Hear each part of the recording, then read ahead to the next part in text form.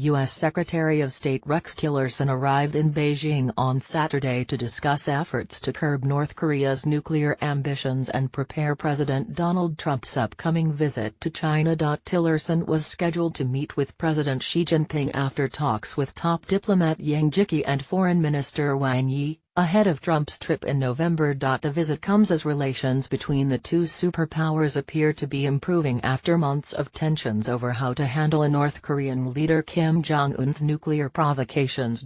Trump has repeatedly urged Xi to exert more economic pressure on Pyongyang to convince the renegade regime to give up its nuclear ambitions. China, North Korea's main trade partner, has responded by backing a slew of new United Nations sanctions. For its part, Beijing has insisted that the sanctions must be coupled with efforts to organize peace talks, but Trump and Kim have traded increasingly personal insults that have raised fears that the crisis could spark a conflict. The acting U.S. Assistant Secretary for East Asia, Susan Thornton, told skeptical U.S. lawmakers ahead of Tillerson's trip that China appears to be on board with the plan to squeeze Pyongyang.